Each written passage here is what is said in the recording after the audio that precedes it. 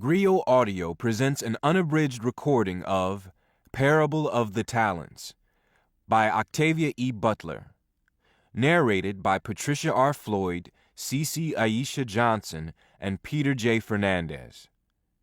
This work is copyrighted 1998 by Octavia E. Butler. This recording is copyrighted 2000 by Recorded Books, producer and publisher of Griot Audio. Lauren Olamina's love is divided among her young daughter, her community, and the revelation that led Lauren to found a new faith that teaches God is change. But in the wake of environmental and economic chaos, Lauren must either sacrifice her child and her followers or forsake the religion that can transform human destiny. And now, Parable of the Talents.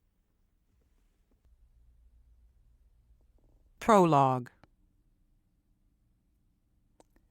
From Earthseed, The Books of the Living, by Lauren Olamina. Here we are. Energy, mass, life shaping life, mind shaping mind, God shaping God. Consider, we are born not with purpose, but with potential. They'll make a god of her. I think that would please her if she could know about it. In spite of all her protests and denials, she always needed devoted, obedient followers, disciples, who would listen to her and believe everything she told them. And she needed large events to manipulate. All gods seem to need these things. Her legal name was Lauren Olamina Benkole. To those who loved her or hated her, she was simply Olamina. She was my biological mother. She is dead. I have wanted to love her and to believe that what happened between her and me wasn't her fault. I've wanted that, but instead I've hated her, feared her, needed her. I've never trusted her, though, never understood how she could be the way she was, so focused and yet so misguided, there for all the world, but never there for me. I still don't understand, and now that she's dead, I'm not even sure I ever will. But I must try because I need to understand myself, and she is part of me. I wish that she weren't, but she is. In order for me to understand who I am, I must begin to understand who she was. That is my reason for writing and assembling this book. It has always been my way to sort through my feelings by writing. She and I had that in common. And along with the need to write, she also developed a need to draw. If she had been born in a saner time, she might have become a writer as I have, or an artist. I've gathered a few of her drawings, although she gave most of these away during her lifetime, and I have copies of all that was saved of her writings.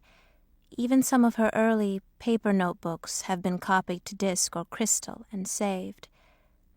She had a habit, during her youth, of hiding caches of food, money, and weaponry in out-of-the-way places or with trusted people, and being able to go straight back to these years later. These saved her life several times, and also they saved her words, her journals, and notes, and my father's writings. She managed to badger him into writing a little. He wrote well, although he didn't like doing it. I'm glad she badgered him. I'm glad to have known him, at least through his writing. I wonder why I'm not glad to have known her through hers. God is change, my mother believed. That was what she said in the first of her verses in Earthseed, the first book of the living. All that you touch, you change. All that you change, changes you. The only lasting truth is change. God is change. The words are harmless, I suppose, and metaphorically true. At least she began with some species of truth. And now she's touched me one last time with her memories, her life, and her damned earth seed. 2032. From Earthseed, the Books of the Living.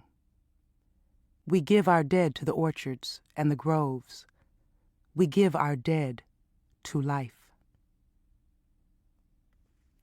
Chapter 1.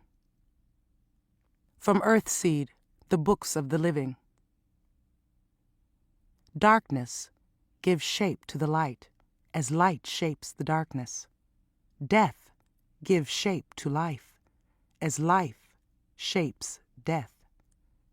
The universe and God share this wholeness. To keep listening to this audiobook, I've left you a link in the description so you can do it, at no cost thanks to Audible's 30-day free trial.